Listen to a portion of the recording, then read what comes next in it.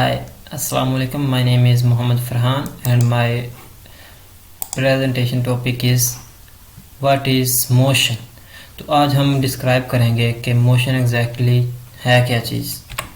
तो अब मोशन की डिफ़ाइन करते हैं कि मोशन को किस तरह हम डिस्क्राइब कर सकते हैं कि अपने अल्फाज में कि अगर कोई बॉडी अपनी पोजीशन चेंज कर रही है विद रिस्पेक्ट टू टाइम भी चेंज हो रहा है और बॉडी अपना पोजीशन भी चेंज कर रही है, कोई पॉइंट ऑफ रेफरेंस है, तो अगर हम उस पॉइंट ऑफ रेफरेंस से उस बॉडी को ऑब्जर्व करें तो हमें ऐसा महसूस हो रहा हो कि वो बॉडी अपनी पोजीशन एक जगह से दूसरी जगह चेंज कर रही है, वो मोशन में है। तो इसकी डिफाइन ये the change of position of an object with respect to time. तो इसको अगर हम मैथमेटिकली मोशन को डिस्क्राइब करें तो हमें displacement, distance, time, velocity, acceleration, speed, इन चीज़ों की ज़रूरत पड़ती है।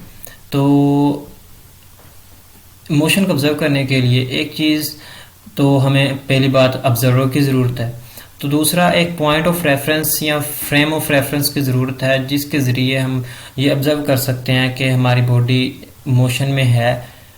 तो इसके लिए हमें हमारे पास दो कंडीशंस हैं, काइनेमेटिक्स एक उसकी किस्म है मोशन की और एक है डायनामिक्स। तो इस फॉर्म में ये हमें बताते हैं, काइनेमेटिक्स में ये होता है कि ये बॉडी के मोशन को तो बताता है लेकिन ये कोई पॉइंट ऑफ रेफरेंस नहीं लेता, तो भी वो किस वजह से मोशन कर रही है, भी उसका क्या पॉइंट ऑफ रेफरेंस है। लेकिन जो है डायनामिक्स वो स्टडी करती है भी जो बॉडी पे फोर्स लग रही है मोशन करते हुए और जो इफेक्ट हो रहा है मोशन की वजह से बॉडी पे, उसको बाकायदगी से रीड करती है, तो हमें बताती है कि ये बॉडी किस कंडीशन में मोशन कर रही है। नेक्स्ट है एग्जांपल्स ऑफ मोशन। अगर हम अपनी डेली लाइफ में जो एग्जांपल्स लें मोशन की, तो उनमें एक है हमारी चलना फिरना पैदल, दूसरा हमारा दौड़ना भागना, ये भी मोशन में एक आती है एग्जांपल। उसके बाद है हम अगर दरवाजे को क्लोज करते हैं, ओपन करते हैं, तो वो दरवाजे के लिहाज से हम भी मोशन दरवाजे को कर रहे हैं, उसको हिला रहे हैं, तो वो अपनी पोजीशन चेंज कर रहे हैं। तो इसके अलावा हम अगर देखें कि जब हम हवा को अपने अंदर फेफड़ों में लेकर जाते हैं तो वो भी एक मोशन की एग्जांपल है कि हमारे भी फेफड़े सिकुड़ रहे हैं और फैल रहे हैं। भी फैलाव और सिकुड़ाव का जो है वो मोशन की वजह से होता है। तो अगर हम इसकी टाइप्स देखें तो इसमें रोटेटरी मोशन, ऑक्सीलेटरी मोशन, उसके बाद है लीनियर मोशन। तो अब हम रोटेटरी मोशन को अगर डिफाइन करें तो उसमें ये आता है rotatory motion is anything in motion of circle. तो अगर कोई बॉडी एक सर्कल में घूम रही है, चक्कर लगा रही है, तो हम उसको कहते हैं कि ये रोटेशन में है, रोटेटरी मोशन कर रही है। उसके बाद है oscillatory motion, anything that repeats the motion in cycle. मतलब कि एक बॉडी मोशन में है लेकिन मोशन इस किस्म का है कि वो बॉडी एक पॉइंट के गिर्द दोबारा उसी पॉइंट पे वापस आ जाती है। जैसे कि हम पेंडुलम की एग्जांपल ले सकते हैं। पेंडुलम आप फॉर एग्जांपल एक पॉइंट ए पॉइंट है और दूसरा बी, ए से मूव करता है, बी तक जाता है, उसके बाद बी पे थोड़ा सा रुकने के बाद ए की तरफ वापस चल जाता है, फिर ये मोशन चलता रहता है ए से बी, बी से इस तरह। तो इसके बाद हम लीनियर मोशन को डिस्कस करते हैं। लीनियर मोशन क्या होता है कि एक स्ट्रेट लाइन में अगर किसी बॉडी का मोशन है तो उसको हम लीनियर मोशन कहते हैं। भी कोई भी बॉडी एक स्ट्रेट लाइन में मोशन कर रही है तो उस जो मोशन की वो कंडीशन होगी उसको हम लीनियर मोशन कहेंगे।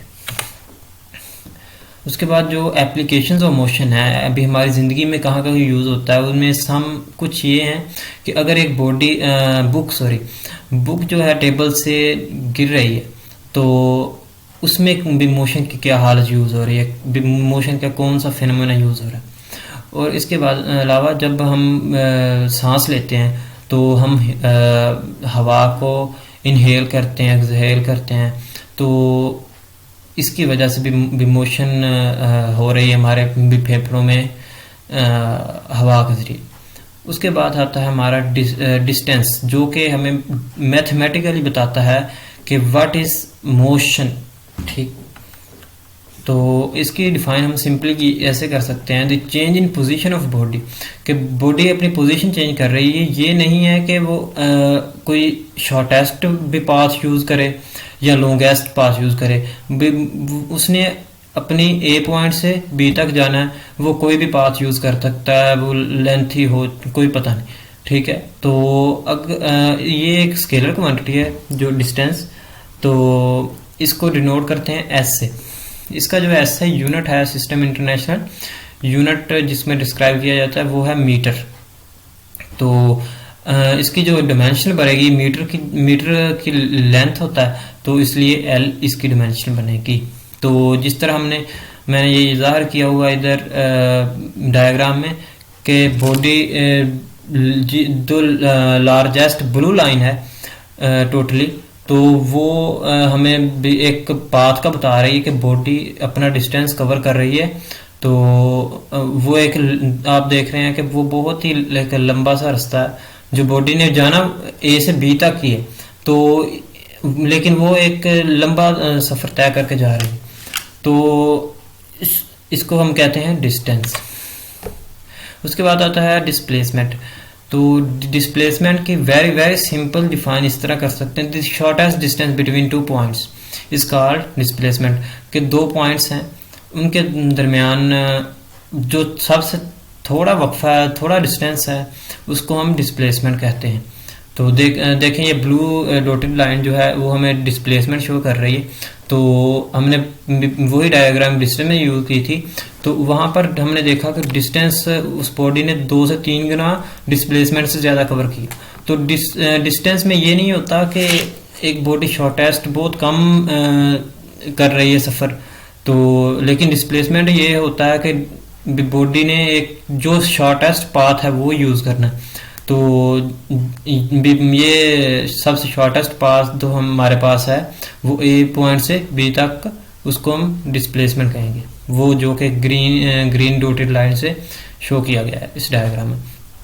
तो डिस्प्लेसमेंट एक जो वेक्टर क्वांटिटी है, तो डिनोटेड बाय डी से डिनोट करते हैं। ऐसा यूनिट जो है तो मीटर है, तो डायमेंशन इसकी एम, और फिर इसका जो डायमेंशन एम की एल बनेगा।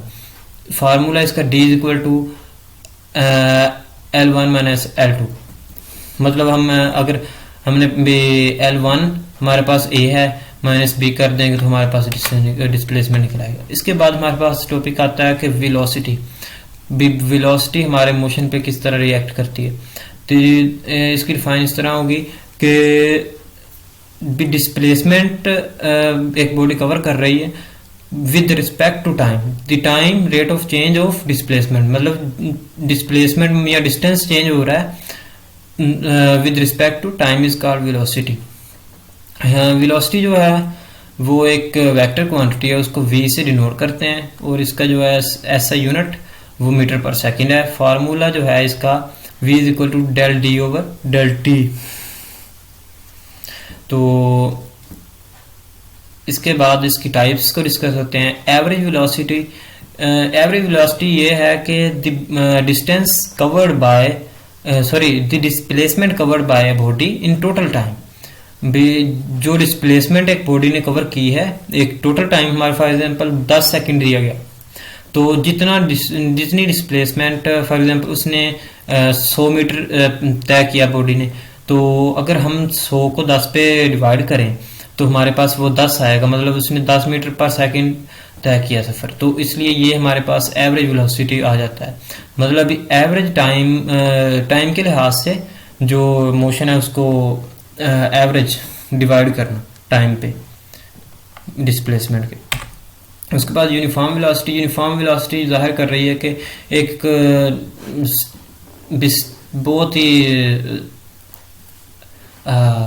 विदाउट वेरिएशन जो मोशन है उसमें मतलब स्टेबल सा मोशन होगा। फॉर एग्जांपल एक कार मूव कर रही है विद यूनिफॉर्म वेलोसिटी, एक स्पीड है उसकी, फॉर एग्जांपल वो 40 की स्पीड पे जा रही है, तो वो 40 की स्पीड अपनी अगर कायम रखे तो उस बॉडी की मोशन को हम कहेंगे कि यूनिफॉर्म मोशन है। तो इसके बाद आता है वेरिएबल वेलोसिटी। जैसा कि वेरिएबल वर्ड से हमें मालूम हो रहा है कि वेरिएशन, तो इसका मतलब कि एक बॉडी का मोशन जो कि भी स्टेबल नहीं है, वेरिएशन वाला है, उसमें उतार चढ़ाव है। जैसे कि एक बाइक मूव कर रही है टूटे हुए रोड पर हम जानते हैं कि हम अपने स्पीड को स्टेबल नहीं रख सकते, इसलिए उस बॉडी की जो वेलोसिटी होगी वो वेरिएबल होगी। उसके बाद होता है इंस्टेंटेनियस वेलोसिटी के हम अगर टाइम का वक्फा हमारे पास 10 सेकंड है, तो हम चाहते हैं कि हम 5 से 6 सेकंड पे अपनी वेलोसिटी को मालूम करें कि हमारी बॉडी की 6 सेकंड पे वेलोसिटी क्या थी। तो उस जो टाइम एक स्पेसिफिक है 6 सेकंड पर जो मेजर करेंगे उसको हम इंस्टेंटेनियस वेलोसिटी कहेंगे। इसका formula v instant is equal to limit del t over t approaches to zero, मतलब टाइम जीरो को अप्रोच कर रहा हो तो del d over del t. इसके बाद acceleration, the time rate of change of velocity, मतलब वेलोसिटी का time with respect to time change होना एक्सेलरेशन कहलाता है। ये एक वेक्टर क्वांटिटी है और इसका ऐसे unit metre per second square है। Formula a is equal to del v, मतलब वेलोसिटी ओवर टाइम। डायमेंशन इसकी L T minus two, T की पावर -2, ये डायमेंशन है। तो इसके बाद है टाइप्स। एवरेज एक्सेलरेशन वही एवरेज वेलोसिटी वाला कि कोई बॉडी अपनी एक टोटल भी तय करती है, जो क्या कह सकते हैं हम कि अपनी वेलोसिटी एक उसने भी की है टोटल टाइम में, तो अगर उस वेलोसिटी को हम टाइम पे डिवाइड कर दें तो हमारे पास वो एवरेज वेलोसिटी, उसकी एवरेज एक्सेलरेशन आ जाएगी। Uniform acceleration, if the acceleration does not change with respect to time is called uniform acceleration, मतलब उसकी एक्सेलरेशन जो है वो हमारे पास with respect to time change ना हो तो उसकी एक्सेलरेशन को हम कहते हैं कि ये एक्सेलरेशन इस बॉडी की यूनिफॉर्म है। उसके बाद वेरिएबल के अगर उसकी acceleration with respect to time change हो रही हो तो उसको हम कहते हैं कि ये बॉडी वेरिएबल मोशन में है या वेरिएबल एक्सेलरेशन में है। इसका formula a is equal to del v over del t. उसके बाद है instantaneous acceleration, the acceleration of a body at a particular instant of time, मतलब वही वेरिएबल वेलोसिटी वाली बात कि अगर हम एक्सेलरेशन एक बॉडी की किसी पर्टिकुलर टाइम के इंटरवल में मालूम करना चाहे तो उसको इंस्टेंटेनियस एक्सेलरेशन कहते हैं। तो इसका formula v instant is equal to limit del t approaches to zero del v over del t। Last है हमारे पास इधर speed. What is speed? Speed हमारे मोशन को किस तरह अफेक्ट करती है? Speed is the distance of moving object in a given amount of time, कि हमारे पास एक बॉडी का भी मोशन है, वो हमें बताता है कि हमारे पास टाइम इतना है, स्पेसिफिक एक टाइम, तो उस बॉडी ने इतना डिस्टेंस उस टाइम में कवर किया है। कि फॉर एग्जांपल 10 सेकंड्स थे तो उस बॉडी ने 100 मीटर तय किया सफ़र, तो वो हमें बता रहा है कि एक बॉडी ने इतना टाइम है और इतना डिस्टेंस तय किया। अगर हम टाइम को डिस्टेंस पे डिवाइड करवा दें तो हमें स्पीड पता चल जाएगी, वो बॉडी कितने मीटर पर सेकंड की स्पीड से सफ़र तय कर रही थी। तो ये एक स्केलर क्वांटिटी है। उसके बाद स्पीड को हम इसलिए यूज़ करते हैं भी कि हमें मालूम हो सके कि हमारी जो बॉडी है वो कितनी स्पीड से मूव कर रही है, कितनी स्पीड से उसका मोशन है। उसके बाद इसका formula S is equal to del d over del t. इसके बाद इसका सिस्टम यूनिट है मीटर पर सेकंड है। उसके डायमेंशन एल टी, टी की पावर -1। तो ये हमारे पास स्पीड और मोशन डिस्प्लेसमेंट किस तरह एक दूसरे के साथ मिलके हमें मोशन को डिस्क्राइब करने में मदद देते हैं। ये था मेरा टॉपिक और लास्ट पे थैंक यू।